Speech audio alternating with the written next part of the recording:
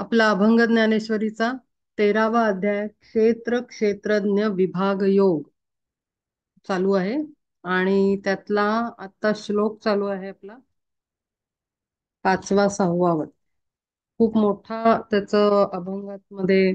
हा, 5वा आणि 6वा. अजून 2 पानं आहेत म्हणून आपण मध्ये थांबलो होतो. तर आता इथून आपण 5व्या 6व्या श्लोकापासून आपण सुरू करतोय अध्याय 13. पांगुळ तो प्राण लाभता जे एक, दुणावे सात्विक वृत्ती जेणे. जेणे योगे सर्व इंद्रियांच्या वृत्ती, झोपती एकांती हृदयाच्या. काय सांगू फार जेथे जीवाप्रती, होय आत्मप्राप्ती धनंजया.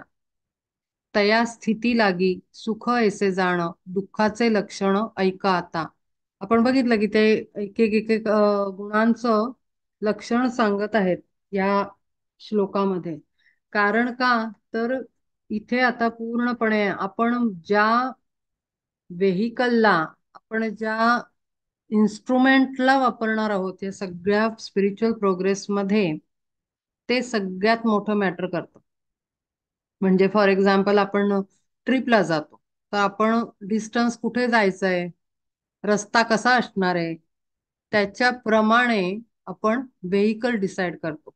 मग छोटी कार घ्यायची का चांगली दणकट मोठी कार घ्यायची, का बसनी जायचं का ट्रेननी जायचं, हे आपण ठरवतो. म्हणजे काय की मार्गामध्ये पाथवर न पुढे जाताना आपलं वाहन काय आहे ते अत्यंत महत्वाचं आहे. आणि मग वाहनाचे पार्ट्स, ते वाहन बनलंय कशाचं आणि त्याचा यूज कसा होतो, नोईंगली और अननोईंगली दोन्ही पद्धतीनं, ते अत्यंत महत्वाचं आहे. म्हणजे इथून पुढे जोपर्यंत व्हेकल कळणार नाही, पर्सनॅलिटी कळणार नाही. Personality means 3 lower bodies, 3 lower vehicles म्हणजे टोटल पर्सनॅलिटी. पुन्हा सांगेन, पर्सनॅलिटी म्हणजे डेव्हलपमेंट करायची पर्सनॅलिटी नाही, ती एका वेगळी प्रोफेशनल लेवलवर किंवा मार्केट लेवलवर जगतानाची असते. त्याच्यात पण थोडं थोडा हा भाग येतो, but not not in deeper understanding. पण स्पिरिच्युअल पाथवर पर्सनॅलिटी म्हणजे इद्रिक डबल, म्हणजेच फिजिकल बॉडी आणि इद्रिक बॉडी, हे कंबाईन दोन मिळून एक. मेंटल बॉडी आणि ऍस्ट्रल इमोशनल बॉडी, दोन्हीचं नाव, 2 नाव आहेत, एकच बॉडी आहे. ऍस्ट्रल किंवा म्हणतात किंवा इमोशनल बॉडी म्हणतात. तर ही जी 3 लेयर्स वाली आपली पर्सनॅलिटी आहे ती अत्यंत अत्यंत महत्वाची आहे. आणि आतापर्यंत आपण तर हे सगळं ऐकतच आलो. हा, मेंटल बॉडी असते, त्याच्यात विचार असतात, तर ते विचारांवर नियंत्रण पाहिजे. आपल्या भावभावनांवर, राग क्रोध लोभ मोह मद मत्सर या विकारांनी निर्माण होणाऱ्या भावनांवर आपला नियंत्रण पाहिजे. हे तर आपण अगदी पहिल्या अध्यायापासून ऐकतोय. मग ह्याच्यामध्ये खास असं काय सांगितलंय, ह्याच्यासाठी खास वेगळा वेगळा अध्याय का दिलेला आहे? का तर आता आपण ह्या व्हेकलला अत्यंत सटल प्लेनवर अंडरस्टँड करायचा प्रयत्न करणार आहे. आणि त्यासाठी परमात्मा श्रीकृष्णांनी हा विशेष अध्याय लिहिला आहे, सांगितला आहे. जेणेकरून त्यांची इच्छा आहे की तुम्ही तुमच्या वाहनाला पूर्णपणे समजून घ्या. साधन जे तुम्हाला दिलेलं आहे त्याला पूर्ण समजून घ्या. खूप मोठा घोळ आहे याला वापरताना. म्हणजे फॉर एक्झाम्पल, तुम्हाला ऍपल फोन दिला आणि वापरता येत नाहीये आणि आपलं बेसिक कॉलिंग साठी उपयोग होतोय, तसं झालंय. त्याच्यामध्ये वेगळ्या वेगळ्या काय म्हणतो फॅसिलिटीज आहेत किंवा फंक्शन्स आहेत, ऑपरेटिंग सिस्टम्स आहेत वेगळ्या वेगळ्या. आपल्याला कळतच नाही. आपण आपला रॅन्डम एक कॉल करण्यासाठी, मेसेज बघण्यासाठी, व्हॉट्सअप वापरण्यासाठी, फेसबुक वापरण्यासाठी, सोशल मीडिया बघण्यासाठी ऍपल फोनचा उपयोग करतोय, असं झालं. मग साधा फोन आणि ऍपल फोन मध्ये काय फरक राहिला? मग ऍपल कशाला पाहिजे आपल्याला, हो की नाही? तर मग तसं तसं आहे ते. तुम्हाला आपल्याला बॉडी काय मिळाली आहे ना, हे पहिले कळलं पाहिजे. त्याच्याशिवाय त्याचे युजेस आणि त्याचा करेक्ट यूज, ऍक्युरेट यूज त्याचा कळल्याशिवाय आपण इथून पुढचा जर्नी नाही करू शकत. आणि म्हणून एक एक गुणाला ते डिटेलमध्ये सांगतायत. आणि इथे त्यांनी आता सुख ऐसे जाणं, सुखाची व्याख्या केलेली आहे. आता दुःखाचं लक्षण ते सांगतायत. तरी सर्वथैव आत्मप्राप्ती व्यर्थ जे जीवन तेची दुःख. आता दुःख दुःख दुःख दुःख दुःख हा शब्द अत्यंत सहज वापरतो मनुष्य. ह्याला दुःख आहे, मला खूप दुःख आहे, हा अमका दुःखी आहे, अमक्याचं दुःख आहे.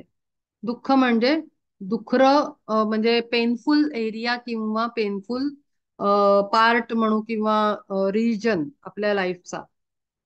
It can be emotional part, mental part किंवा फिजिकल पार्ट. त्याच्यामध्ये दर्द आहे, पेन आहे, पेनफुल एरिया, त्याला दुःख म्हणतो. दुखणं, दुःख. तर त्यांनी म्हटलंय की दुःखाचं म्हणजे आपण कशाला दुःख मानतो? आपल्या पर्सनॅलिटीला वापरत असताना, मेंटल इमोशनल बॉडीला आणि फिजिकल बॉडीला यूज करत असताना जिथे आपल्या मनाप्रमाणे होत नाही, ते जेव्हा आपल्याला अनुभवास येतं तेव्हा आपल्याला वाटतं आपल्याला दुःख झालं किंवा आपल्या वाट्याला दुःख आलं, मनासारखं नाही झालं म्हणून. अपेक्षा असतात, काही मिसअंडरस्टँडिंग्स असतात आपल्या स्वतःबद्दलची आणि ती झाली नाही की दुःख वाटतं. पण इथे दुःखाची हे वेगळी आहे. तरी सर्वथैव आत्मप्राप्ती व्यर्थ जे जीवन तेची दुःख. जर आपण आत्मप्राप्ती केली नाही, आत्म्यास समजून घेतलं नाही, स्वतःची प्राप्ती करून नाही घेतली, तर बाकीचं जीवन हे ऍक्च्युली दुःख आहे, पेनफुल आहे जर्नी. जर आपल्याला ज्याचं पर्पजच सर्व नाही झालं, जन्माला येण्याचं पर्पज सर्व नाही झालं, तर ते दुःख आहे असं स्पष्ट सांगितलंय. त्याच्यापेक्षा वेगळी कुठलीही व्याख्या नाही दुःखाची. पण आपण काय काय दुःख दुःख दुःख म्हणून आजार निर्माण करतो. मागच्या वेळेला मी सांगितलं होतं की जीवनामधली कुठली तरी अशी महत्वाकांक्षा पूर्ण नाही झाली, त्याला ठेच लागली की मनुष्य हृदयात ठेवतो आणि लंग्स म्हणा, हृदय म्हणा, रक्ताचे विकार म्हणा किंवा काय जे काय जिथे असेल तिथले विकार आणि आजारपण क्रिएट करतो. दुःख आहे, अमक्याला दुःख आहे, फार दुःख आहे, फार दुःख आहे. तर ते त्याचा काही उपयोग नाहीये, ते युजलेस आहे. दुःखाची कॉन्सेप्ट एकच आहे, जन्माला येऊन ते सार्थकी नाही लावलं श्वास, चमडी, आपला येण्याचा पर्पज सर्व नाही झाला, तर ते खरं दुःख आहे असं स्पष्ट सांगितलेलं आहे. तरी सर्वथैव आत्मप्राप्ती व्यर्थ जे जीवन तेची दुःख. कल्पनेच्या संगे नव्हे प्राप्त सुख, एरवी ते देख स्वयं सिद्ध. मनाचे सुस्थैर्य आणि चंचलता याची दोन वाटा सुख दुःखा. तर सुख आणि दुःख कशाच्या बेसिसवर ठरवतो आपण? आपल्या कल्पना पूर्ण नाही झाल्या की दुःख, कल्पना पूर्ण झाल्या, मनातले बांधलेले काय म्हणतो इमारती आपल्या सक्सेसफुली कम्प्लीट झाल्या, फुलफिल झाल्या की आपल्याला सुख वाटतं आणि नाही झाल्या तर दुःख. मनाचे सुस्थैर्य आणि चंचल. मन स्थिर स्थिर कधी असतं? उत्तमरित्या स्थिर, सगळं मनासारखं छान चाललेलं असतं माणसाचं जीवन, तेव्हा मन स्थिर असतं. त्याच्यामध्ये हिंदोळे न येणं म्हणजे त्याला अनेक आहेत. आता आता ना खूप खूप म्हणजे आतापर्यंत आपण वरवरच्या गोष्टींवर खूप डिस्कस केलं, पण आता खूप थोडस ना सूक्ष्माकडे जायचा प्रयत्न करा. मनाचं स्थैर्य जाणं, ह्याला अनेक कारणं असतात. म्हणजे फिजिकल प्लेनवर दिसण्यापुरतीच नाही, कोणाच्या प्रेझेन्सनी आपल्याचं मनाचं स्थैर्य जातं. मी थोडस आउट ऑफ द बॉक्स जाऊन बोलतेय, म्हणजे आउट ऑफ सिलेबस बोलतेय, ज्याचे कदाचित अनुभव नाही आलेत, पण तरीही मी मेन्शन करणार, कारण हा आपला लॉंग टर्म बेसिसचा अभ्यास चालू आहे आणि मी त्याच्यात हिंट्स देते आहे.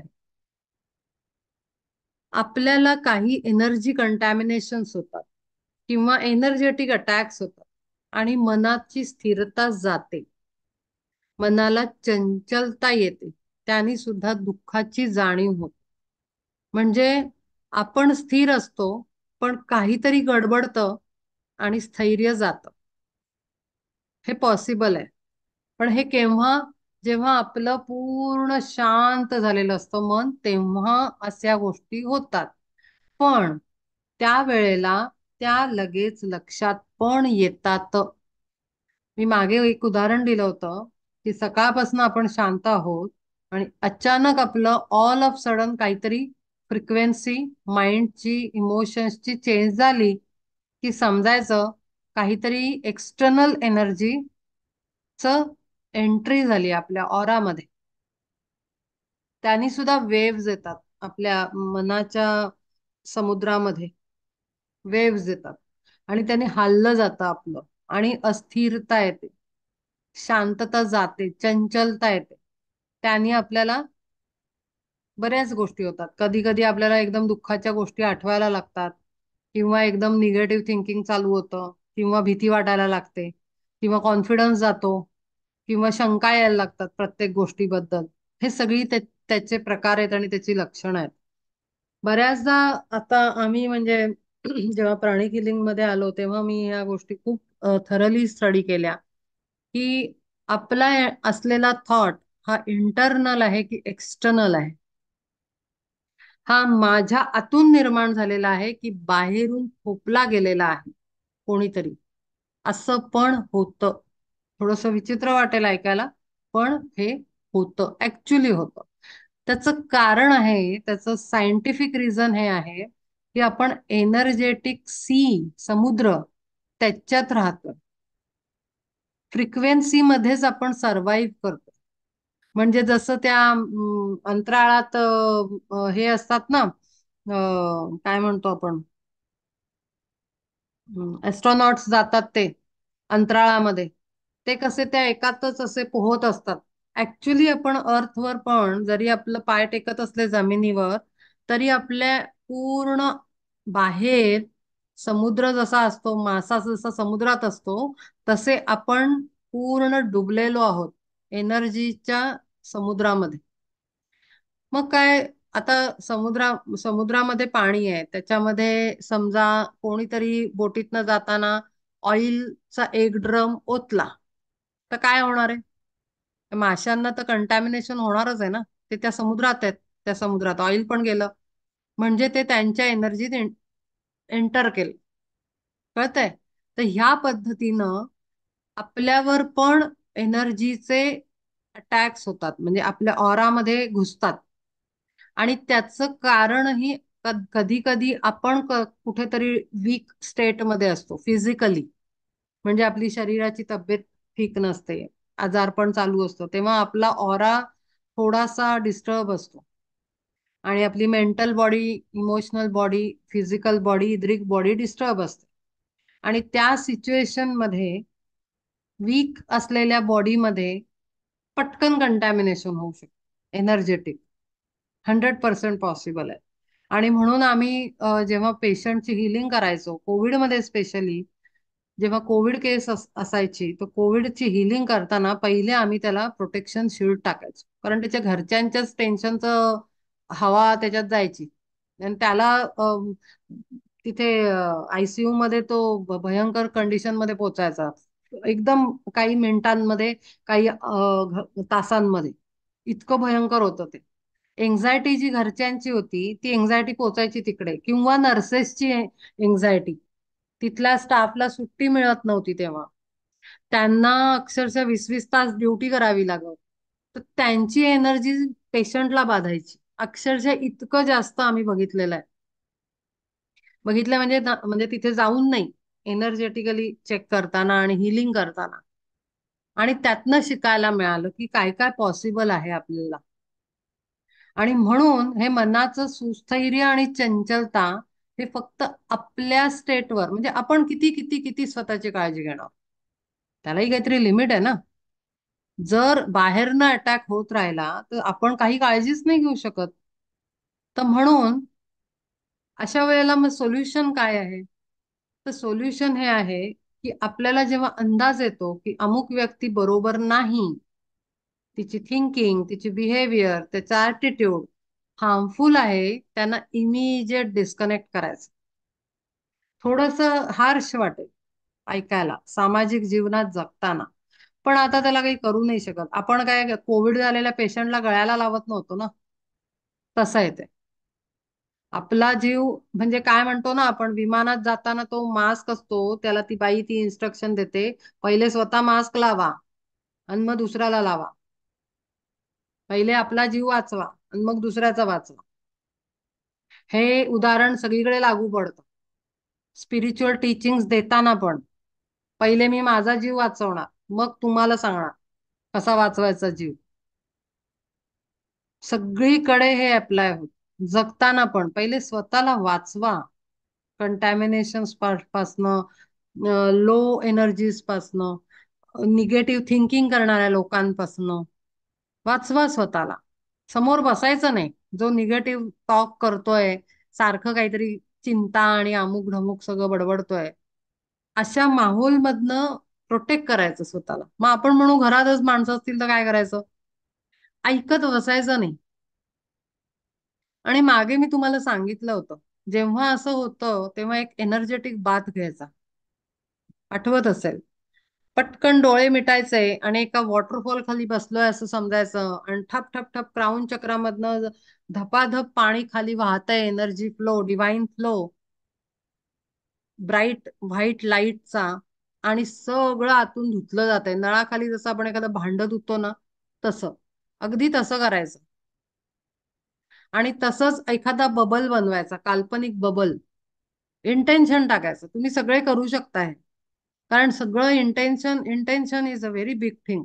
बहुत इम्पॉर्टंट थिंग आहे इंटेन्शन. इंटेन्शननी सगळ्यात मॅक्झिमम चांगलं काम पण होऊ शकतं आणि मॅक्झिमम वर्स्ट काम पण इंटेन्शननी होऊ शकतं. तर इंटेन्शननी आपल्या भोवती एक बबल बनवायचा, पॉवरफुल, की ह्याच्यावर कुठलेही काही विचार बाहेर आले तरी ती आतमध्ये नाही घुसणार. आणि मग राहायचं. सॉल्ट बाथ घ्यायचा व्यवस्थित रोज. अशी माणसं जर घरात असतील तर, निगेटिव्ह ऍटिट्यूडची, रेग्युलर सॉल्ट बाथ. म्हणजे बाथरूम मध्ये एक एक हे ठेवायचा छोटा डबा, टाटा नमकचा भरून ठेवायचा. आंघोळीच्या आधी ओलं करून अंगावर रगडायचं. चक्र माहिती आहेत आपल्याला सगळी बॉडीची कुठे आहेत. आज्ञाचक्राला पहिले लावायचं, कारण आज्ञाचक्र स्वतःच्या कंट्रोलमध्ये पाहिजे, दुसऱ्याच्या कंट्रोलमध्ये गेलं नाही पाहिजे. नाहीतर आपण पण भ्रमिष्ठासारखे वागायला लागतो, बरोबरची माणसं बडबडतात तसं, किंवा इंटेन्शन टाकतात तसं. आज्ञाचक्राला सॉल्ट थोडस घेऊन चिमूटभर चोळायचं आणि सगळं लावून घ्यायचं. 1 मिनिट थांबायचं आणि मग व्यवस्थित आंघोळ करायची साबण वापरून. दुसरा ऑप्शन आहे, एक मुठ्ठी सॉल्ट बकेटमध्येच टाकायचं आणि सॉल्टच्या वॉटरनेच आंघोळ करून घ्यायची, आणि मग शेवटची 2 तांबे स्वच्छ चांगल्या पाण्याने घेऊन घ्यायचे. डेली सॉल्ट बाथ घ्यायचं, जेणेकरून त्याला म्हणतात हायजीन मेंटेन होतं, इद्रिक हायजीन. इद्रिक हायजीन जे इनविजिबल बॉडी आहे, त्याचं हायजीन मेंटेन होतं, स्वच्छ राहतो आपला ऑरा आणि पॉवरफुल होतो. मेडिटेशन रेग्युलर करायचं अत्यंत आवश्यक आहे. बऱ्याचदा आपल्याला वाटतं आपण खूप डिग्रेड झालोय, आपल्याला आवश्यकता नाही, असंच होऊन राहिलं सगळं मॅजिक. असं काही नाही आहे, भ्रम आहे तो सगळा. रोज मेडिटेशन केलं पाहिजे. स्वतःला जो बबल सारखा वाढवतो ना माणूस, त्याला काहीच कळलं नाही असं म्हणायचं, असं मी म्हणेन. आणि सगळे संत पण म्हणतात की स्वतःचं सामर्थ्य आपण खूप पॉवरफुल झालो, असं जो ज्याला वाटायला लागतं किंवा काहीतरी मॅजिक होतंय किंवा काहीही स्वतःबद्दल दी ग्रेट थॉट्स, तर समजायचं त्याला काहीच कळलं नाही, त्यांनी स्वतःही समजावं. त्यामुळे सतत प्रोटेक्शन घ्यायचं, प्रोटेक्ट करायचं आणि मनाचं स्थैर्य सांभाळायचा प्रयत्न करायचा, तेच सुख. आणि चंचल झालं की दुःख. तर चंचल कशाने होतं? आपल्याला ट्रस्ट नसतो. ट्रस्ट नाही. सिच्युएशन चाललेली आहे, आपण जीवनात जगतो आहोत, आपल्याला फेथ आणि ट्रस्ट, फेथनी म्हणतात माउंटन्स मूव्ह करू शकतो. त्याच्यासाठी उदाहरण दिलं जातं हनुमानाचं. एक सिंपल फेथ त्याचा रामामध्ये होता, आणि त्यांनी पर्वत उचलून नेला नुसतं राम नामाच्या आधारावर. हे काही फक्त हनुमानच करू शकतो असं नाही, तो हनुमान आपल्यात पण आहे. त्या हनुमानाला जिवंत ठेवायचं. त्यांनी चंचलता येत नाही कधी, अखंड स्थिरता. काही झालं तरी आतमधनं पूर्ण खात्री पाहिजे की नाही, मी 100% प्रोटेक्टेड आहे, काहीही होऊ शकत नाही. आणि जेव्हा वेळ येते, दरवेळेस काही सहन करत बसा असं नाहीये. मी मागेही म्हणलं की भगवद्गीतेमध्ये काही त्यांनी श्रीकृष्णाने काही सगळं सहन करा असं सांगितलं नाहीये. जेव्हा आवश्यक असते तेव्हा शस्त्र काढून समोरच्याला कापावं पण लागतं, स्वतःच्या सुरक्षिततेसाठी. तेही जर वेळ आली, विवेकात जर बसत असेल तर तेही जरूर करावं. विवेकाची आज्ञा असेल, परब्रह्माची आज्ञा येत असेल तर तेही करावं. पण स्वतःला सांभाळणं खूप आवश्यक आहे. ह्या व्हेकल्सची काळजी घेणं अत्यंत आवश्यक आहे. कारण ही इम्पॉर्टंट व्हेकल्स आहेत आणि त्याच्याशिवाय आपण पुढे जाऊ शकत नाही. नाहीतर सबसिडीचा खेळ होत राहतो. 4 घरं पुढे जातो, 10 घरं मागे येतो. 4 घरं पुढे जातो, 10 घरं मागे येतो. हेच चालू राहतं आणि मग ह्याच्यातनं पॅनिक होणं, इरिटेशन वाढणं, एन्झायटी वाढणं, अँगर वाढणं, जेलसी, एनव्हियसनेस, असं भयंकर रांग लागते. म्हणून ते हे सगळं पुढचं वाढवण्यापेक्षा एक काही रिच्युअल्स ठेवायच्या, काही रिच्युअल्स फॉलो करायच्या. सॉल्ट बाथ, माइंडचं प्युरिफिकेशन, की चांगले विचार चांगलं ऐकीन. सगळे इंद्रिया मगाशी मागच्या वेळेला आपण वाचलं, दश इंद्रिया, त्या इंद्रियांचे विषय, ते काय आपण ऍब्सॉर्ब करतोय, सब्जेक्ट काय ऐकतोय प्रत्येक इंद्रियानी, त्याच्यावर थोडस सतत रोज लक्ष पाहिजे. काय ऐकतोय, काय बोलतोय, काय वाचतोय, डोळ्यांनी काय पाहतोय, हे सगळं हातापायांनी काय करतोय, हे सगळ्यावर सतत लक्ष ठेवायचं. हे हायजीन मेंटेन करणं खूप आवश्यक आहे इथून पुढच्या प्रवासामध्ये. खूप मायनर आहे हे. म्हणजे आपल्याला वाटेल बापरे एवढं सगळं करत बसायचं, पण ते सवयीत टाकायचं. म्हणजे आता जे पर्टिक्युलर स्कूल्सना फॉलो करतात, स्पिरिच्युअल स्कूल, स्पिरिच्युअल स्कूल्सना जे लोक फॉलो करतात तिथे ही अशी टीचिंग पर्टिक्युलर दिली जातात, की सकाळी हे करा, रात्री हे करा, अमक करा, तमक करा, रिच्युअल्स सांगितल्या जातात.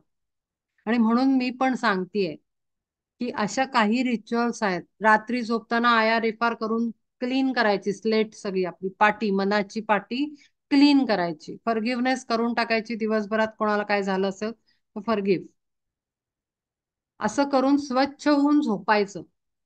त्याच्यामुळे आपली जी ऍस्ट्रल बॉडी, या आता क्षेत्रज्ञ आपण ह्याला पाहणार आहोत. आपली ऍस्ट्रल बॉडी रोजच आपल्या शरीरातनं बाहेर पडते. आत्मा ऍस्ट्रल बॉडीला घेऊन ऍस्ट्रल बॉडी जर्नी करत राहते. म्हणजे ती बाय डिफॉल्ट होतेच होते. माझी नाही होत, अमक्याची नाही असं नाहीये, ती बाय डिफॉल्ट होते. आपलं शरीर निश्चित पडलं की लगेचच ते सुटुक्कन सुटून जातं रात्री झोपेमध्ये. मग आपल्याला असं जाणवतं ना एकदम दचकल्यासारखं, तर ते वापस येतं. तर ते थोडासा जर्क बसतो आपल्याला. ते खूप शार्प आणि खूप ऍक्टिव्ह असतं. असं नाही होत ते कुठेतरी बसलाय आणि आपण जागे झालो आणि उठून बाथरूम मध्ये गेलो, असं नाही होत. आपण उठतो म्हणजे ते सगळं युनिट अख्खं पण पुन्हा वापस जागेवर आहे. तर ऍस्ट्रल बॉडीने आपण जर्नी करतो रात्री. तर म्हणून आपण प्युरिफाईड होऊन झोपलो तर आपला जर्नी आपण चुकीच्या ठिकाणी जात नाही कुठे. कारण खूप हे वर्ल्ड भयंकर आहे. आपल्या म्हणजे माणूस नाही विचार करणार ना इतकं अफाट आहे हे. म्हणजे चांगलं आणि वाईट दोन्ही अर्थाने कल्पनेच्या पलीकडे आहे. आणि ह्याच्यामध्ये बरेच प्रकार घडतात ऍस्ट्रल फील्ड मध्ये. म्हणून ह्या काही रिच्युअल्स फॉलो करायच्या. आयआरएफआर रात्री क्लीन करायचं माइंड सगळा, हे करायचं, फॉरगिव्हनेस करून टाकायची कोणाशी काही झालं असेल तर त्याला, डेली बेसिसवर. आणि इंद्रियांच्या ऍक्टिव्हिटीजवर रोज लक्ष ठेवायचं, हे खूप आवश्यक आहे. कल्पनेच्या संगे नव्हे प्राप्त सुख, एरविती देख स्वयंसिद्ध. मनाचे सुस्थैर्य आणि चंचलता ह्याची दोन वाटा सुख दुःखा. आता धनंजया चैतन्य अलिप्त असे साक्षीभूत शरीरी जे, पायापासून या मस्तकापर्यंत नित्य ते जागृत देहा माझी. तर चैतन्य म्हणून जो आपला कॉन्शियसनेस आहे, कॉन्शियसनेस म्हणजे चैतन्य, म्हणजे मी या शरीरात आहे हे सतत आपल्याला माहिती आहे, की लीना इथे आहे, इथे बसली आहे, आता हे काम करतेय, अमुक चालू आहे. पण त्या ऍक्टिव्हिटीज पासनं अलिप्त असतं ते. कॉन्शियसनेस, चैतन्य आपलं, चैतन्य अलिप्त असे साक्षीभूत शरीरी जे, ते ऑब्झर्वर म्हणून काम करत असतं. मागे मी याचा उल्लेख केलेला आहे. ऑब्झर्वर, ऑब्झर्वर म्हणून कॉन्शियसनेस आपला काम करत असतो शरीरामध्ये, पायापासून या मस्तकापर्यंत. नित्य ते जागृत देहा माझी, त्याला झोप नाही लागत, अरे पता नाही मध्ये काय होऊन गेलं, नाही. सतत ऑब्झर्वर म्हणून, कारण ती एक डिव्हाइन एनर्जी आहे, चैतन्य आहे आपल्या आतमधलं. हेच चैतन्य वेगळ्या वेगळ्या लेवलवर आहे. मी मागे कॉन्शियसनेसवर बोलले होते. Cellular consciousness, organic consciousness, skin म्हणजे फिजिकल बॉडी कॉन्शियसनेस. तर ते सगळे चैतन्याचे प्रकार आहेत. सेल आपलं काम करत राहतात, मसलचे सेल्स वेगळं आपलं काम करतात, व्हॉलंटरी इनव्हॉलंटरी. आणि आपल्याला आपले अवयव वेगळं वेगळं आपलं आपलं काम करत असतात. काही अवयव आपले व्हॉलंटरी ऍक्शन बेस्ड आहेत, काही आपले इनव्हॉलंटरी आहेत. पापण्या वगैरे इनव्हॉलंटरी आहेत. हात वगैरे आपण हलवायचा म्हटला तर हलवतो. त्या सगळ्यामध्ये चैतन्य काम करतं, 24/7, सतत जागृत आहे. आणि ते द्रष्टा भूमिकेत, साक्षी भूमिकेत किंवा ऑब्झर्वर म्हणून काम करतं. मन बुद्ध्यादिका करी टवटवीत, तिन्ही अवस्थात पालटेना. असं होत नाही की आपण झोपून उठलो आणि मन एकदम झोपेतच आहे, आळसावलेलं आहे, कंटाळलंय, असं नाही होत. ताजतवानं आपण उठतो तेव्हा परत ताजेतवाने. जरी आपण थकलेले असलो तर डॉक्टर म्हणतात ना, कधी कधी एखादा आजार झाला असेल काही, तर डॉक्टर म्हणतात तुम्हाला फिजिकल रेस्टची गरज आहे. आणि सायकोलॉजिकल प्रॉब्लेम येत असेल काही, स्ट्रेस म्हणा, एन्झायटी म्हणा, आणखीन काही प्रॉब्लेम्स, डिप्रेशन येत असेल, तर डॉक्टर सांगतात तुम्हाला मेंटल रेस्टची जरूरत आहे. कळतंय तुम्हाला? म्हणजे इनडायरेक्टली डॉक्टरही बॉडीज ना ऍड्रेस करत असतात. मेंटल रेस्टची जरूरत आहे. मेंटल रेस्टची कशाला जरूरत असेल? म्हणजे मेंटल बॉडी खूप काम करते, मेंटल बॉडी खूप काम करते, अननेसेसरी थिंकिंग चालू आहे. कशाचं? तर ऑफिसचं काहीतरी कामाचं स्ट्रेस आहे. त्याच्यात फिजिकल बॉडी एकाच चेअरमध्ये बसून काम करते, घरात न उठते, कारनी जाते, ऑफिसमध्ये बसते, काम करते, कारमधनं घरी येते. म्हणजे फिजिकल बॉडीला स्ट्रेस नाही येऊन राहिला. मग स्ट्रेस कशाला येतोय? जेणेकरून आजार पण फील होत आहे. तर मेंटल बॉडी थकते आहे, प्रचंड कामाचा स्ट्रेस आहे, त्यांनी बुद्धी आणि मन, विचार जास्त केले जातात त्याच्या कपॅसिटीच्या बाहेर. आणि म्हणून मेंटल बॉडीला रेस्टची आवश्यकता आहे. मग डॉक्टर म्हणतात की 2-3 दिवस सुट्टी घ्या आणि मस्त कुठेतरी जाऊन या, जिथे तुम्हाला फोनची रेंज येणार नाही, मेसेजेस येणार नाहीत, कॉल येणार नाहीत. आउट ऑफ रेंज जा आणि तुम्ही तिथे मस्त 2 दिवस घालवून या. आणि लोक असं करतात जिथे सिव्हिअर प्रॉब्लेम असतो, आणि मग घरी टवटवीत होऊन येतात. तर टवटवीत म्हणजे काय? ते काही थकलेलं नसतं, पण त्याला काम जास्त दिलेलं असतं. त्यांची अवस्था बदलत नाही, मनाची आणि बुद्धीची. बुद्धी थकली असं होत नाही, ती कॉन्स्टंट काम करत असते. पण कधी कधी ती ओव्हरलोडेड झाली की ती थकल्यासारखा भास होतो आपल्याला, पण ती थकत नसते. माया रूप वना वसंत जे साच, वागे सारखेच जडाजडी. तया चैतन्याते चेतना तू जाण, नव्हे अप्रमाण बोलणे हे. माया रूप वना वसंत जे साच, वागे सारखेच जडाजडी. तया चैतन्याते चेतना तू जाण, नव्हे अप्रमाण बोलणे हे. जैसे जैसे राजा लागी निज दळभार, ठाऊका साचार नसताही. तयाची आज्ञाच सर्वथा तू जाण, करी निवारण परचक्र. आता राजाला काही माहिती नसतं किती किती इतकं, म्हणजे डिटेलमध्ये ऑब्व्हियसली माहिती असतं, पण इतकं डिटेलमध्ये नसतं माहिती की कुठल्या सैन्य दलामध्ये किती लोक आहेत, कितींच्या हातात भाले आहेत, कितींच्या हातात बंदूक आहेत. पण त्याला ओव्हरऑल सगळा अवेअरनेस असतो की माझी ही अवस्था आहे आणि एवढं सगळं माझ्याकडे आहे. आणि आज्ञा मिळाल्यानंतर ती त्याची सगळं युनिट काम करणार आहे. आपल्या शरीराचं तसंच आहे, आपण काही बघत बसत नाही माझा डोळा चालतोय का, माझा कान चालतोय का. आपण सरळ चालू असतं आपलं सगळं काम. पण ज्या वेळेला गडबडतं तेव्हा मग आपण डॉक्टरकडे जातो, आपल्याला कळतं अरे एका कानाने ऐकू नये येते, अरे एका डोळ्याने दिसत नाहीये. अवेअरनेस येतो आपल्याला. पण नाहीतर आपण बघत बसत नाही माझी पायाच्या सेल्स काम करतायत का, म्हणजे हाताच्या सेल्स काम करतायत, आपण आपण धरून चालतो की नाही ही बॉडी सगळी फिट आहे, फिटनेस मध्ये आहे, व्यवस्थित चालते, कुठलाही त्रास होत नाहीये फिजिकल, म्हणजे माझं सगळं ठीकठाक आहे. आणि मग अशा केसेस दिसतात ना आपल्याला बघायला मिळतं की अचानक अरे काल काहीच नव्हता प्रॉब्लेम पण अमक्याला अमकं झालं, काहीच प्रॉब्लेम नव्हता, अचानक आतमध्ये गडबड घोटाळा झाला, असं होतं. कारण का, तर आपल्याला काही प्रत्येक सेल सेल येऊन सांगत नाही की माझं असं आहे, माझं तसं आहे, माझं तसं आहे. आपण घेऊन चालतो त्याला की माझं सगळं ठीक चाललेलं आहे.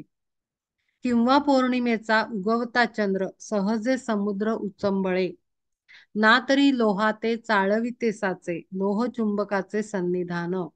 हे ऑटोमॅटिक होतात सगळ्या गोष्टी.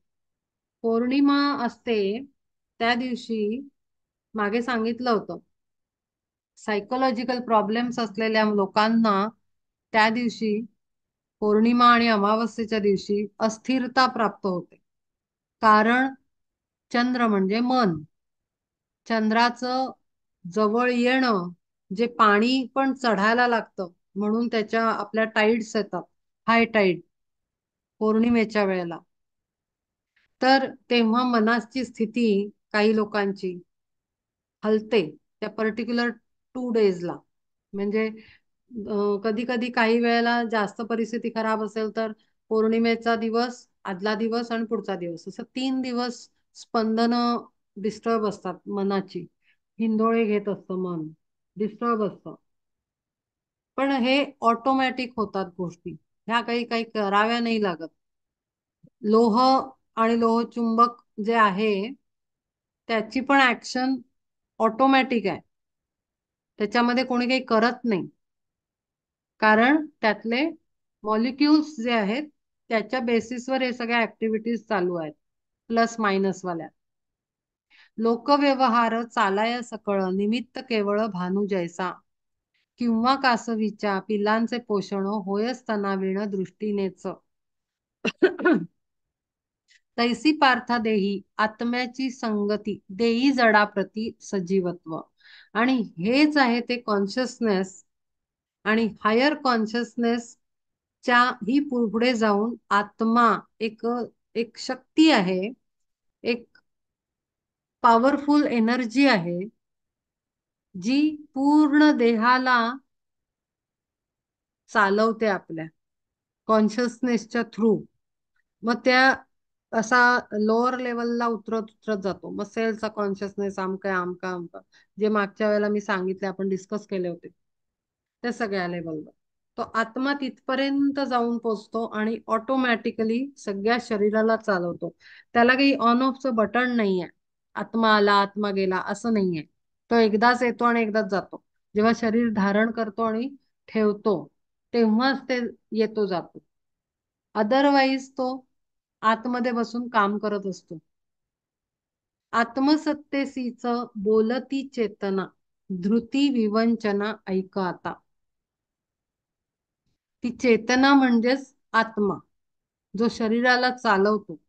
जे प्रत्येक म्हणजे मशीन गॉडनी बनवलं, शरीर गॉडनी बनवलं, mental body emotional body, mental, हाँ मेंटल बॉडी इमोशनल बॉडी और फिजिकल बॉडी, ही देवानी मशीन बनवली एकात एक एकात एक, invisible and visible physical body, invisible body असं म्हटलं जातं त्याला.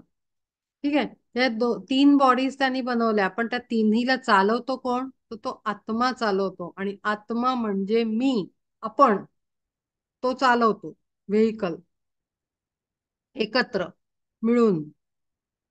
तर अशा पद्धतीनं क्षेत्र आणि क्षेत्रज्ञ याचं नातं आहे. आत्मसत्तेसीच बोलती चेतना, धृती विवंचना ऐक आता, धृतीचे विवेचन. तरी महाभूतान माझी परस्पर स्वभावता वैर दिसे स्पष्ट. काय पृथ्वी लागी जिरविना पाणी, पाण्याची आटणी तेज करी. आता आपल्याला माहिती आहे त्याच्यातही परस्पर विरोधी आहेत. आग आणि पाणी किंवा पृथ्वी आणि पाणी, त्यांच्या पेअर्स आहेत. म्हणजे ते एकमेकांना कोणी सपोर्ट करतं, कोणी कॉम्प्लिमेंटरी आणि असं अशा त्या जोड्या आहेत. जसे कलर कलर स्कीम मध्ये, कलर व्हील मध्ये असतात ना, तशा. तर आपल्याला हे माहितीये, काय पृथ्वी लागी जिरविना पाणी, पाण्याची आटणी तेज करी. त्याची तेजासवे वायू घेई झुंज, वायूसी सहज भक्षी व्योम. सर्वदा सर्वत्र असे ओतप्रोत, परिजे अलिप्त सर्वाहुन. पंचमहाभूते ऐसी धनुर्धरा, जरी परस्परा साहतीना. एकमेकांना ते पसंत नाही करत. तस असे असतात ना आपल्या ग्रुप्समध्ये, सोशल नेटवर्कमध्ये किंवा वर्गामध्ये, आपण शाळेत शिकतो तेव्हा, वर्क प्लेसवर प्रत्येक जण काही प्रत्येकाला पसंत असतो असं नाही. But still as a department ते 50 लोक एकत्र काम करत असतात आणि आउटकम देत असतात, रिझल्ट देत असतात, रिझल्ट ओरिएंटेड वर्क करत असतात, प्रोग्रेसिव्ह वर्क करत असतात. पण ते काही प्रत्येक जण एकमेकाला पसंत करतच असं नाही ना 50. तसं तसं हे पंचमहाभूतांचं काम आहे. जरुरी नाही ते एकमेकांना सपोर्ट करतील आणि पसंत करतील आणि एकत्र काम करतील. अपोजिट पण त्यांच्या असू शकतात. मग तिथे बॅलन्सची हे येते, जागा येते की त्यांना बॅलन्स करायचं. सर्वदा सर्वत्र असे ओतप्रोत, परिजय अलिप्त सर्वांहुनी. पंचमहाभूते ऐसी धनुर्धरा, जरी परस्परा साहतीना. साहतीना म्हणजे सहन करत नाहीत. तरी तीही देही विसरोनी वैर, नांदती साचार ऐक्य भावे. जसं आता क्रिकेट टीम आहे, कुठली टीम असते, टीम वर्क म्हणतो आपण. त्याच्यामध्ये सुद्धा वैर असतात ना लोकांमध्ये, कोणाचं कोणी कोणाला पसंत नाही करत, कोणाचं कोणाशी जमत नाही, कोणाला कोणाची कामाची पद्धत नाही आवडत, पण आपण म्हणतो ना टीम वर्क ऑलवेज बेस्ट. मग टीम वर्क मध्ये खूप चांगला रिझल्ट निघून येतो. तसंच इथे या पाचांचं टीमवर्क खूप बेस्ट होतं. पण त्यांना इंडिव्हिज्युअली बघायला, पेअरिंग करायला गेलं तर सगळा घोळ आहे तिथे. पण ते टीमनी चांगलं काम करतात आणि टीमवर्कला खूप महत्व आहे. अंतर्बाह्य महत्व, मी आता खूप वेगळं बोलतेय. आतमध्ये पण आपल्या फिजिकल बॉडीमध्ये पंचमहाभूत, आपल्या फिजिकल बॉडीमध्ये सेल्स, त्याच्यानंतर आपल्या फिजिकल बॉडीमध्ये ऑर्गन्स, हे इंडिव्हिज्युअल आयडेंटिटी असून सुद्धा टीम मध्ये खूप सुंदर काम करतात. म्हणजे आता बघा, रक्त आपलं प्युरिफिकेशन होतं, ब्लड प्युरिफिकेशन सिस्टम, त्याच्यामध्ये कोण कोण काम करतात? त्याच्यात आपले 4-5 ऑर्गन्स काम करतात. लंग्स प्युरिफाय करतं, हार्ट मध्ये असतं, त्याच्यानंतर आपल्या स्प्लीन मध्ये होतं, त्याच्यानंतर किडनी मध्ये प्युरिफिकेशन होतं, त्याच्यामध्ये लिव्हर मध्ये होतं. असं पण ते सगळे टीमनी काम करतात. पण एक बिघडला की दुसरा बिघडतो. म्हणजे त्यांच्यात जर इंडिव्हिज्युअली आपण बघायला गेलं तर खूप कॉम्प्लिकेशन आहे. किडनी खराब झाली की ती ह्याला पण डॅमेज करते, हार्टला डॅमेज करते, मग बीपी वाढलं, अमुक झालं तमुक झालं. लिव्हर मध्ये प्रॉब्लेम झाला तर त्याला कारण तिसरं कोणीतरी असतं. म्हणजे इंडिव्हिज्युअली बघायला गेले तर खूप कॉम्प्लिकेशन आहेत, पण ते एकत्र जेव्हा काम करतात, ब्लड प्युरिफिकेशन सारखं मोठं वर्क होतं. तसंच आपले सगळे अवयवांना चालवणारे सेल्स किंवा आपल्या ब्लड सेल्स एकत्र काम करतात. तसेच आपल्या आतली पंचमहाभूत, जी चक्रांमध्ये पण आहेत, त्यांच्या जागा, ती सगळी चक्र सायमल्टेनियसली 7, 8, 9, 10, 11 जे काही चक्रास आहेत, प्रत्येक थ्योरी प्रमाणे ती सगळी एकत्र काम करतात, तेव्हा आउटकम चांगलं निघतं त्याचं. स्पिरिच्युअल प्रोग्रेस होतो, बॅलन्स असतात, एकत्र असतात, तेव्हा एकमेकांना सपोर्ट करून असतात. पण तेच इम्बॅलन्स झालं, एखादं चक्र मोठं लहान झालं की सगळं गडबड घोटाळा होतो. सगळं म्हणजे पूर्ण डिस्टर्ब होऊन जातं सायकल. तर ह्या पद्धतीनं आतमधलं टीमवर्क सांगितलं मी. आता बाहेरचं टीमवर्क, बाहेर आपण सोसायटीमध्ये, सोशल नेटवर्कमध्ये, करिअरमध्ये आपल्याला टीमवर्क करावं लागतं. हे झालं आपलं प्रोफेशनल आणि कमर्शियल म्हणजे फिजिकल प्लेनवरचं life. Spiritual life, spiritual life मध्ये टीमवर्कला खूप महत्व आहे. स्पिरिच्युअल लाईफ मध्ये आपल्याला एकटा एकटा मी माझा माझा स्पिरिच्युअल स्टडी करेन आणि मी पुढे जाईन असं होत नाही. आपल्याला ग्रुप बरोबरच काम करावं लागतं. आपल्याला ग्रुप मध्येच ग्रो करावं लागतं स्वतःला. कारण का, एकटं राहून म्हणतात ना की संन्यास घेण्यापेक्षा प्रपंचात राहून परमार्थ उत्तमरित्या साधला जातो. कारण तिथे आपल्याला टीमवर्क करायला मिळतं. आणि जेव्हा संन्यासी असतो त्याला हा अपॉर्च्युनिटी मिळावा म्हणून तो एखाद्या आश्रमाला जॉईन करतो आणि तिथे त्यांना टीमवर्क करावलं जातं. पण अल्टिमेटली टीमवर्क ऑलवेज मस्ट आहे. आणि म्हणून आपण घरात जेव्हा राहतो ना तेव्हा ती टीम असते, टीम. तिथे बॅलन्स ठेवावा लागतो आपल्याला.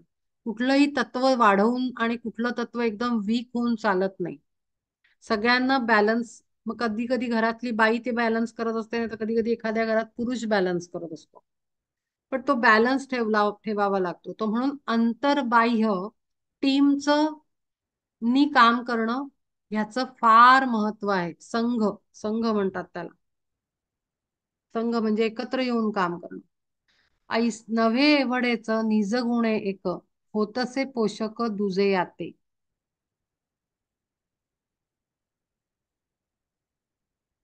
स्वतःच्या गुणाने दुसऱ्याला, निज गुणे एक, होतसे पोषक दुजे याते. ऐसी एकमेका पटेना तयांची, होय मैत्रीसाची जेणे धैर्ये. तया धैर्यासीच धृती असे ऐसे जाण, संघाताची खूण सांगू आता. तोची पार्था येते येथ संघात केवळ, जीवासह मेळ छत्तीसांचा. तुझ लागी ऐसे छत्तीसही भेद, करोनी विशद सांगितले. क्षेत्र ऐसे नाव ह्यासीच सर्वथा, असे पंडुसुता प्रसिद्ध जे. धनंजयाचा धुरा इत्यादिक, रथांची अनेक अंगे जिका. त्यांच्या समूहास रथ ऐसे नाव, सर्व अवयव तोची देह. तर सगळं एक एक आपण म्हणतो एक रथ आहे, रथाला चाक आहे, तामका आहे, वर छत आहे, मग आणखीन काय काय पार्ट आहेत. असं सगळा मिळून रथ बनतो ना. आपण घर म्हणतो, एखादं घर म्हणजे त्याच्यात भिंती आल्या, खिडक्या आल्या, त्यातलं आतलं फर्निचर आलं, त्याच्यानंतर दरवाज्याची फ्रेम आली, आणखीन काय काय काय काय एलिमेंट्स असतील ते सगळं. आणि आता तर आपण घर घर म्हणजे माणसं पण काउंट करतो त्याच्यात. आपण म्हणतो जेव्हा प्रेमाचं कुटुंब असतं त्याला घर म्हणतात, असं पण म्हणतो. चार भिंतींचं काही घर नाही होत असं आपण म्हणतो, घरटं. म्हणजे काय की अनेक एलिमेंट्स एकत्र येऊन जे युनिट बनतं ते ते गृह आहे. एका गोष्टीचं घर आहे. तसंच आपलं हे शरीर हे सर्व अवयवांनी, पेशींनी, इंद्रियांनी मिळून बनलेलं घर आहे, देह. त्यांच्या समूहाचं रथ ऐसे नाव, सर्व अवयव तोची देह. गजतुरंगांचा जोका समुदाय, तया नाव होय सेना ऐसे. किंवा अक्षरांच्या समुदायासीच, वाक्य ऐसेसाच बोलती गा. अक्षराला अक्षर लावून लावून शब्द बनतो आणि शब्दांचं आपण वाक्य बनवतो. म्हणजे पहा तिथेही टीम वर्क आहे. पण ते टीम वर्क म्हणजे जिथे तिथे तुम्ही जर रिलेट करायला गेला, साधं ॲनिमल्स सुद्धा, इन्सेक्ट सुद्धा टीमनी राहतात. अँड्स टीम मध्ये काम करतात. त्याच्यानंतर कळप असतात प्राण्यांचे, टीम मध्ये राहतात. हत्ती, घोडे, त्याच्यानंतर आपले हरिण वगैरे सगळी जंगलातली, त्याच्यानंतर लायन, त्याच्यानंतर टायगर, हे बंदर. बंदर पण असं मोठा एक ग्रुप असतो बंदरचा पण, मंकीजचा. म्हणजे काय की कोणी एकटं नाही राहू शकत. Group work, team work. म्हणजे काय, अख्खं अंतर्बाह्य युनिवर्स मध्ये टीम वर्कला अत्यंत महत्व आहे. टीम शिवाय काही नाही होऊ शकत. आणि टीम मध्ये खूप शिकायला मिळतं. आणि म्हणून त्याचं पर्पज त्या इंटेन्शननी ठेवलेलं आहे. किंवा अक्षरांच्या समुदायासीच वाक्य ऐसे साच बोलती गा, नातरी सकळ मेघांचा जो मेळ तयासी आभाळ नाव देती. तर वेगळे वेगळे समूहांचं इथे वर्णन केलंय. जिथे ढग असतात त्याला आभाळ म्हणतो, अनेक ढग असतात त्याच्यात. किंवा नाना लोक समूहास जैसे पार्था जग ऐसे संबोधिती. मिळता एकत्र, आता आपण म्हणतो प्राणी जगत, नंतर वनस्पती जगत म्हणजे plant kingdom, animal kingdom, human kingdom, mineral kingdom, जिथे मिनरल्स आहेत, खनिजे आहेत सगळी, ते त्यांचं जग आहे. झाडांचं, वनस्पतीचं ते एक जग आहे. प्राण्यांचं आपलं जग आहे. आणि त्याच्यात पुन्हा त्यांचे त्यांचे ग्रुप आहेत. गंमत आहे. तैसी छत्तीसही मिळता किंवा नाना लोक समूहास जैसे पार्था जग ऐसे संबोधिती. मिळता एकत्र तेल वात अग्नी तया नामजनी दीप ऐसे. तैसी छत्तीसही मिळता एकत्र तयासीच क्षेत्र बोलती गा. आता कळलं क्षेत्र म्हणजे काय म्हणायचंय त्यांना. ती जी 36 सांगितली ना, ती दहा दहा पंच महाभूत, त्याच्यानंतर दश इंद्रिया, असं करून मागच्या मागच्या श्लोकामध्ये पूर्ण 36चं वर्णन केलेलं आहे. त्याच्याबद्दल हे सगळं चाललेलं आहे. इतका वेळ एक एक एक एक एक एक करत सांगितलं ना त्यांनी, ते ते सगळं अहंकार, मन, बुद्धी, त्या सगळ्यांना मिळून 36 एलिमेंट्स आहेत ही. त्याचं नाव आहे क्षेत्र. आणि त्याला इंडिव्हिज्युअली ते एक्सप्लेन करून सांगतात. राबताच येथे पापपुण्य पिके म्हणून कौतुके क्षेत्र म्हणू. क्षेत्र का म्हणायचं? धर्मक्षेत्रे कुरुक्षेत्रे. क्षेत्र का? जिथे जे काम केलं जातं, जे पीक पिकवलं जातं त्याचं क्षेत्र. आपण म्हणतो ना, माझं कर्मक्षेत्र हे आहे, आणि दुसरं जिथे आपण कामाला जातो त्याला म्हणतो आपण कर्मभूमी आहे म्हणजे. तर ती जागा. तसं राबता जेथे पापपुण्य पिके म्हणून कौतुके क्षेत्र म्हणून. कोणी असी देह ऐसे नाम देती, नामासी तो मिती नाही याच्या. बरीच नाव आहेत. तरी परब्रह्मा अलीकडे येथे होते आणि जाते जे जे काही. चराचरादिक अर्जुना समस्त जाण हे निभ्रांत क्षेत्रची है. परिसूर नर सर्प, परिसूर नर सर्प ऐशा भिन्न योनी होती गुण कर्म संगे. आता योनी कशा कशाने बनतात? जसा गुण असेल त्या त्या व्यक्तीमध्ये, व्यक्ती म्हणू आपण आता, आणि कर्म काय घडतं त्याच्यातनं योनी बनते. योनी म्हणजे ज्या योनीत आपण जन्माला येतो, ज्या विशिष्ट प्रकारामध्ये, ग्रुपमध्ये. प्राण्यांची योनी, माणसाची, मनुष्य योनी, सर्प योनी, किंवा राक्षस योनी.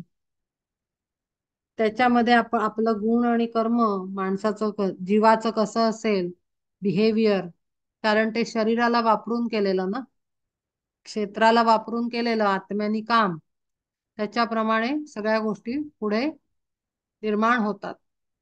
तोची गुणत्रय विभाग साचार तुझं विसविस्तर पुढे सांगू. गुणत्रय विभाग विकारासहित क्षेत्राचे वर्णन विस्तारे करून केले येते. तरी पार्थ ऐक उदार जे ज्ञान तयाचे वर्णन करू आता.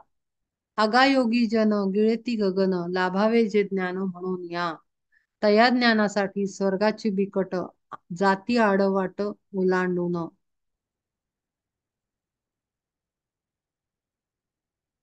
नाही तया लागी सिद्धीची ही चाड धरिती न भीड वृद्धीची ते. आणि योगा ऐसी साधना दुर्घट परी तेही कष्ट लेखिती ना.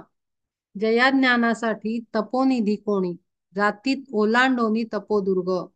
तेवी याची साठी कोणी कोटी कोटी, कोणी कोटी कोटी सांग अनुष्ठिती यज्ञ याग. ज्ञान मिळवण्यासाठी काय काय करू शकता ते तो योगी करतो. त्याला कशाची भीती नसते.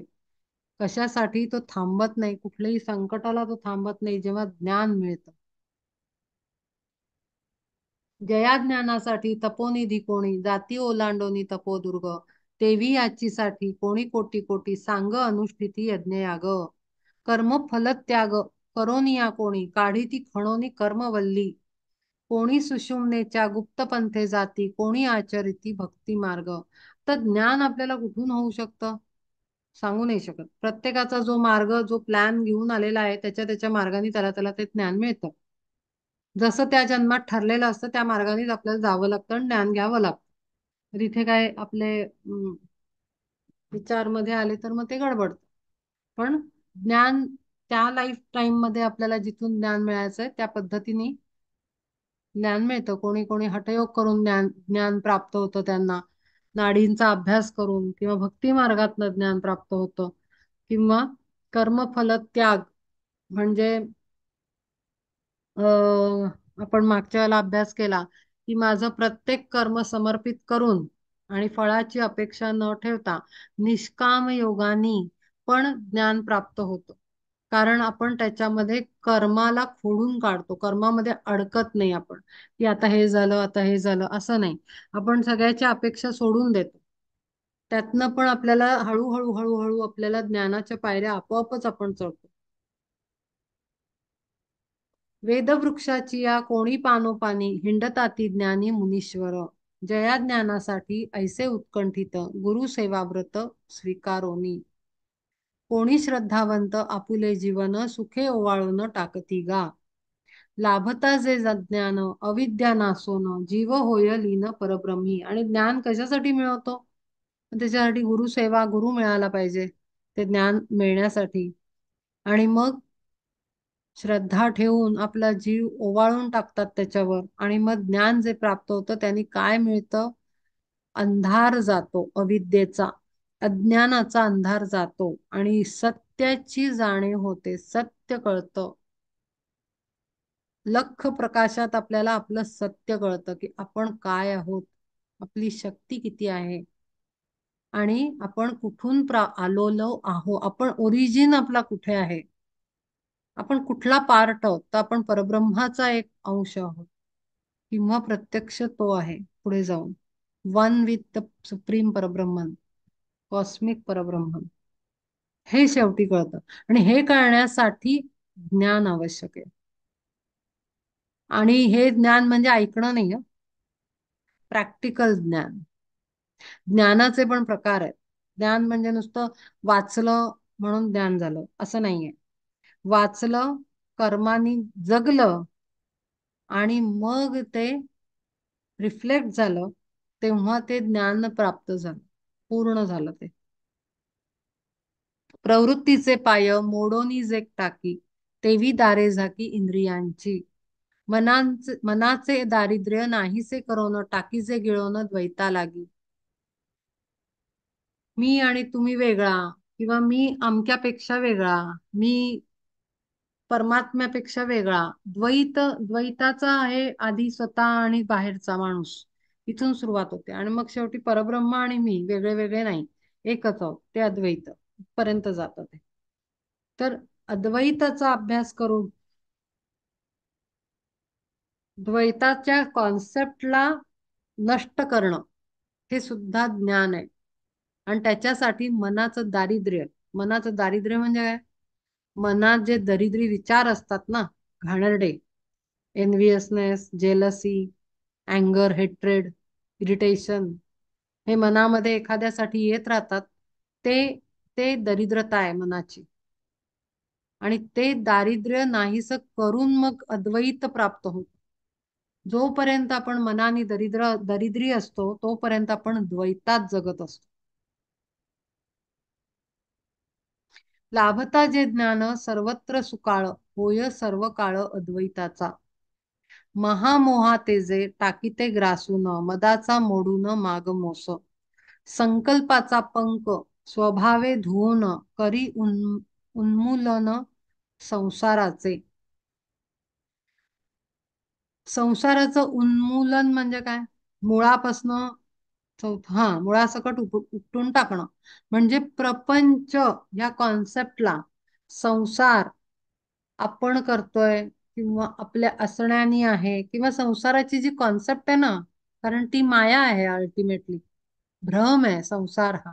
संसार म्हणजे लग्नाचा संसार नाही बोलत आहे मी. संसार म्हणजे बाहेरचा संसार म्हणतात हिंदीमध्ये, तो प्रपंच म्हणजे सृष्टीचा सगळा हा माया मोहाचा पसारा जगाचा, हा उखडून टाकायचा मुळासकट. म्हणजे काय? तर हा ही माया प्रकृतीची माया आहे, आदिशक्तीची माया आहे, भुलवून टाकणारी. हे अर्थानी समजून घेणं म्हणजे ज्ञानाने परिपूर्ण होऊन रियालिटी कळणं, तेव्हा ते संसाराचं उन्मूलन होतं, उखडून निघतो तो कॉन्सेप्ट संसाराचा आत्म्यापासून. ते प्रोसेसला वेळ लागते आणि त्याचाच आपण अभ्यास करतो आहोत आता, ज्ञान प्राप्त करून. असं नुसतं सांगून तुम्ही सगळं प्रपंचातनं बाहेर, असं कोणी बाहेर नाही येऊ शकत. कसं येणार? जसं आज ते काय कविता शेअर केली आहे कोणीतरी, की हे आहे मग हे कशाला दिलं, ते कशाला दिलं, आणि मग आता सांगताय यातनं बाहेर या त्यातनं बाहेर या. सोपं नाही आहे. म्हणजे प्रश्न दोन आहेत तिथे, आणि दिलं कशाला आणि बाहेर कशाला यायचं, असं मला फील झालं, मी वाचलं ते. पहिलं दिलं का, हा पहिला प्रश्न आहे. आणि दुसरं, दिल्यानंतर आम्हाला तर म्हणजे बाळाला खेळणं दिलं तर त्याला खेळ आवडतोय, मग काढून का घेतलं टॉय, असा प्रश्न आहे. त्या लिहिणाऱ्याला हे दोन प्रश्न पडलेत. तर त्याची कारणं खूप डीप आहेत. का दिलं पहिले, आणि काढून का घेतलं. का दिलं म्हणजे दिल्याशिवाय, वस्तू बघितल्याशिवाय आपलं मन कसं नाचतं, आपली इंद्रिय कशी थैथया करतात, हे जाणीव होत नाही. आणि ती जाणीव झाल्यानंतर त्यांना डिसिप्लिन करून बाहेर येणं. म्हणजे एखादं, आपण म्हणू शाळेत मुलं म्हणतील गणिताची उत्तरं पाठीमागे दिली आहेत, मग आम्हाला कशाला सोडवायला लावताय, मागे दिलेली आहेत ना. अरे नाही, तू ती प्रोसेस वापर. जे टेक्निक सांगितलेलं आहे, गणित सोडवण्याचे चार प्रकार आहेत एखाद्या पार्ट मध्ये. तर ते चारही प्रकार मॅडम म्हणतात, ह्या दोन्ही प्रकाराचे आपण सोडवले इथे, दोन प्रकारांची गणितं तुम्ही घरनं सोडवणार. का सोडवायची, मागे उत्तर दिलेत ना, मग डायरेक्ट आपण यांचं यांचं प्रश्न लिहू आन्सर लिहू, प्रश्न लिहू आन्सर लिहू, असं म्हणतील मुलं. एवढा फापट पसारा कशाला, कशाला ते करायचं. स्टेप, एक स्टेप, दुसरी स्टेप, स्टेप 3, स्टेप 5, आणि मग आन्सर निघतं. का करू आम्ही प्रोसेस, उत्तर दिलेलं आहे मागे लिहून आणतो आम्ही. तर ते नियम काय आहेत ते कळावेत. गणितामध्ये मटेरियल काय दिलेलं आहे, कशाची संख्या दिलेली आहे, कशाचं उत्तर काढायचं आहे, तो प्रश्न कळला पाहिजे. जे ते अंडरस्टँडिंग आलं पाहिजे. गणित कोणत्या प्रकारचं आहे, त्याच्यात काय आपल्याला समजतंय, कोणता कॉन्सेप्ट क्लिअर होतो ते कळण्यासाठी, कॅल्क्युलेशन करण्यासाठी, स्टेप्स वाईज आपण कसं त्या आन्सर पर्यंत पोचायचंय, ती प्रोसेस मधनं जाणं करण्यासाठी, पेशन्स वाढवण्यासाठी ते गणित सोडवणं आवश्यक आहे, जेवढ्या स्टेप्स दिलेल्या आहेत. मग गणितच कशाला दिलं असं आपण म्हणू नाही शकत. यासाठी आपल्याला दिलेलं आहे ते वापरायचं आहे, त्यातनं बाहेर यायचं आहे, डिसिप्लिन लावायचं आहे, आणि सहज सोडायचं आहे. मग दिलंच कशाला असं आपण उद्धटासारखं आपण विचारू नाही शकत. म्हणजे मी तिच्या कवितेला नाही बोलत आहे, जनरल आपल्या माणसांमध्ये पण हा विचार येतो, कशाला मग प्रपंच दिला, कशा सोडायचाच होता तर. कशाला मुलं दिली, जर त्यांच्यात रमायचं नव्हतं तर. साहजिक आहे ना, आपल्याला असं वाटतं पैसा कशाला दिला, जर त्यातनं एन्जॉय नाही करत राहायचंय तर. हा अत्यंत बेसिक कॉन्सेप्ट आहे. लहान मुलांच्या जसा येतो तसा मोठ्यांच्या पण हा येतो, जेव्हा त्यांना काही सोडा म्हणलं सांगितलं की. म्हणजे काय, माझ्या दृष्टीनं मला असं वाटतं सगळे लहानच आहेत. शरीरानं नुसता माणूस मोठा होतो असं आपण म्हणतो माणसांच्या जगात, पण ऍक्च्युली बाळच असतात सगळे. आणि म्हणून गुरु आपल्याला बाळ म्हणतात. गुरूंना सगळे बेबीज सारखे असतात, त्यांचे डिसिपल्स. कारण त्यांना ते दिसत असतात, छोटी छोटी बाळ आहेत. मग त्यांना शिकवतात ते गुरु. आणि मग एकेकाला एकेकाला बोटाला धरून धरून धरून पुढे आणतात, हळूहळू हळू. कधी हात सोडतात, कधी धरतात, कधी मागणं पकडतात, कधी पुढणं थांबवतात. असं करून करून करून आपल्याला गुरु पुढे पुढे पुढे नेत असतो, कारण त्याच्यासाठी सगळी बाळं असतात. कारण ऍक्च्युली नुसते शरीराने वाढलेले असतात माणसं, पण ती बाळासारखीच वागत असतात. असा प्रश्न निर्माण होतो त्यांना की हे कशाला मग दिलं. अरे पैसे दिले, पण ते तुला पाहिजे तेवढे वापर आणि बाकीचं दुसऱ्यांचे प्रॉब्लेम सोडवण्यासाठी वापर. असं आहे त्याच्या मागे कॉन्सेप्ट. तर काय बोलत होते मी? हा, जयाज्ञानासाठी असे उत्कंठित गुरुसेवा व्रत स्वीकारोनी. आणि गुरुची सेवा, तिथे तिथे आपल्याला डेडिकेशन आहे, आपल्याला शरणागती आहे. आणि मी पुन्हा पुन्हा सांगेन, गुरु आपल्याला कळला पाहिजे, गुरु ओळखता आला पाहिजे, आणि तिथे झुकणं माहिती असलं पाहिजे. त्याच्याशिवाय त्याचं पूर्ण प्रेम आणि त्याची कृपा आपल्यावर ती आपोआप होत असते. ते काही गुरु ठरवत नसतो, हा ह्याने असं केलं आणि तसं असं नसतं ते. असं कधी नाही समजायचं. फार वेगळ्या प्लेनवर असतो गुरु. गुरु व्यक्ती जी असते, जी शक्ती आहे, व्यक्ती नाही आहे, शक्ती आहे, ती गुरुची शक्ती खूप वेगळ्या प्लेनवर काम करत असते. ती कोण लाडकं कोण दोडकं हे बघत नसते, सगळ्यांना समान खाऊ वाटत असते, सगळ्यांना समान. त्याच्यामध्ये काही कमी जास्त हेवा दावा कधीच नसतो. आणि म्हणून गुरु सेवा आणि गुरुच्या पुढे शरणागती आणि गुरुला डेडिकेशन अत्यंत आवश्यक आहे. आणि म्हणून त्याला व्रत म्हटलं आहे, व्रत. जसं नवरात्राचं व्रत असतं, 9 दिवस उपास करतो आम्ही. तो उपास झेपतोय का? तो करायला जमतोय का? त्याच्यासाठी शरणागती आहे का, की जरा नाही कमी जेवलं तरी आज मी म्हणजे धिंगाणा घालणार नाही भूक लागली म्हणून?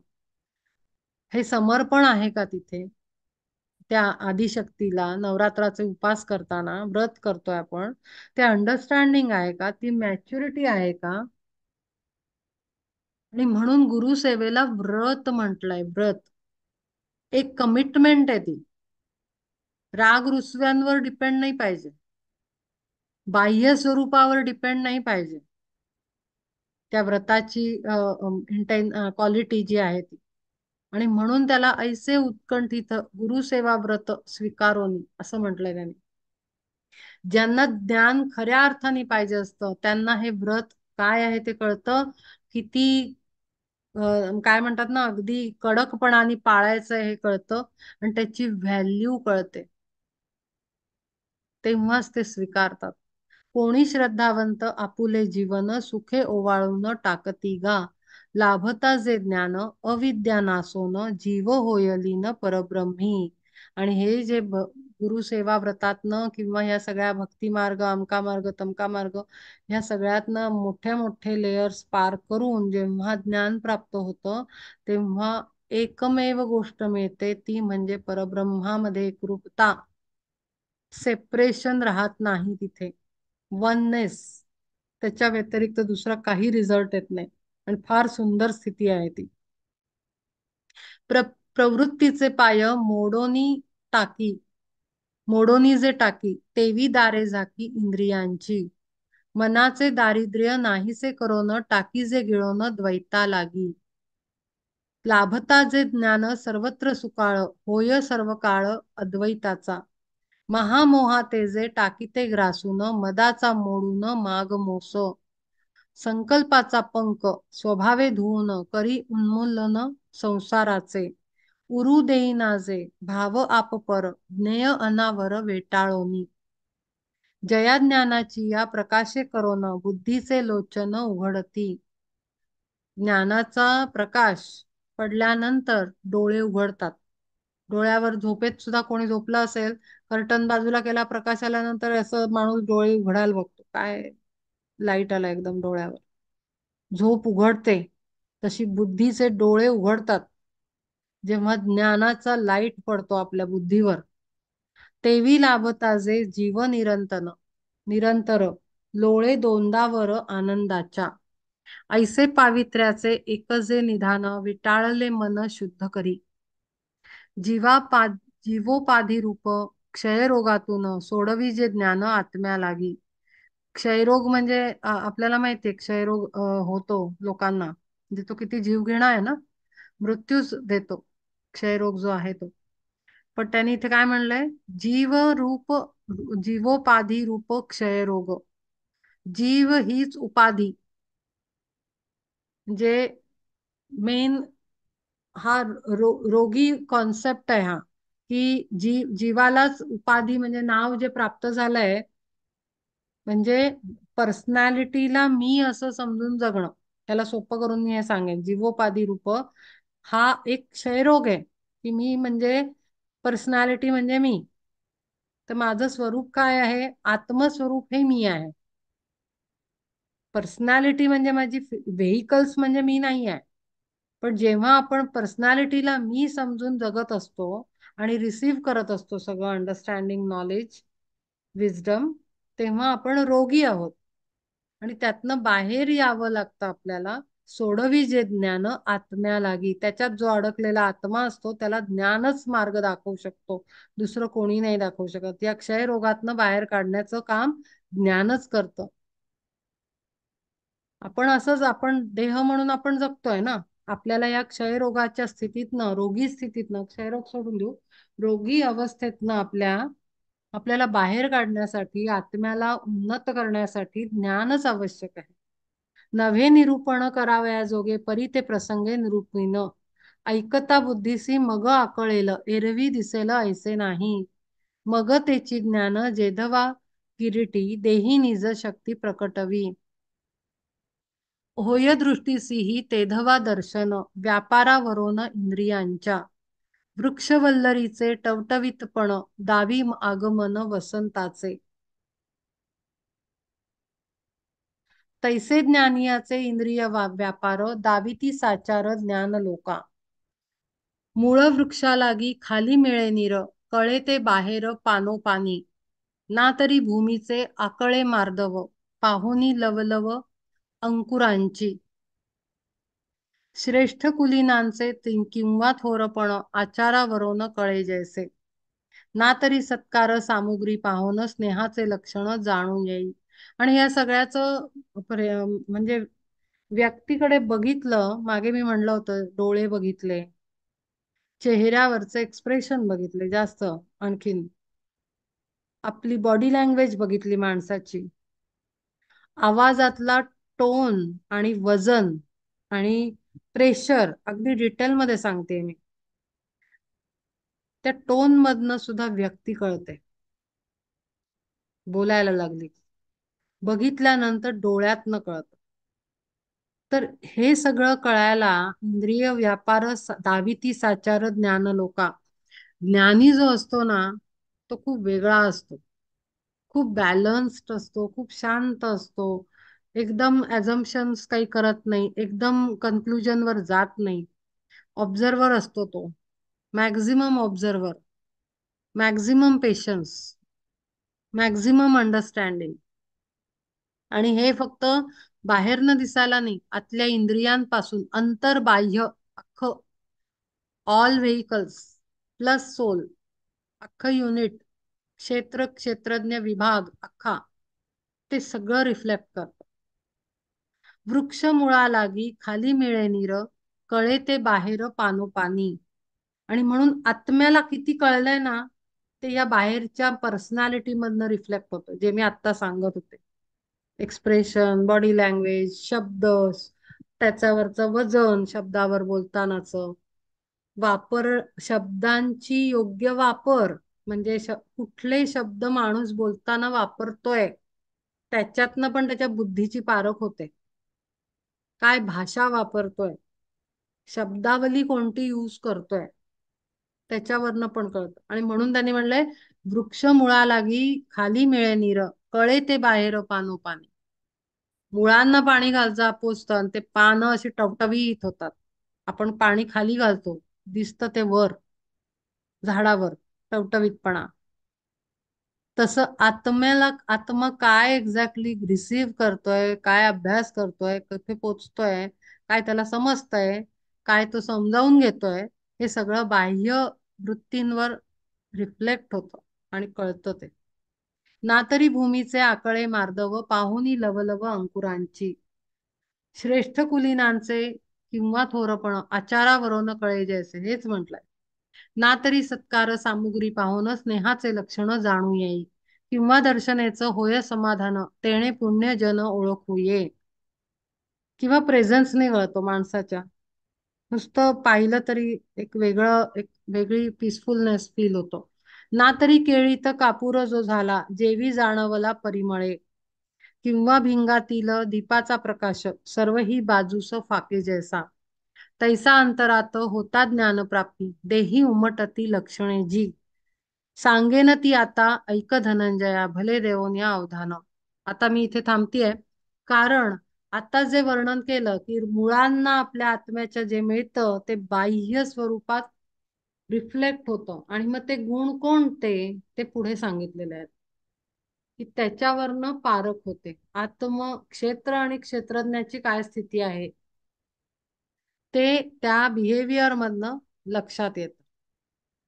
तर आपण या श्लोकावर थांबू, कारण ना याच्यामध्ये ना खूप मोठे मोठे एक्सप्लेनेशन्स आहेत. आता ह्याचं पण जवळजवळ 5-7 पानांचं, बापरे खूप आहे. 5-6 पण नाही.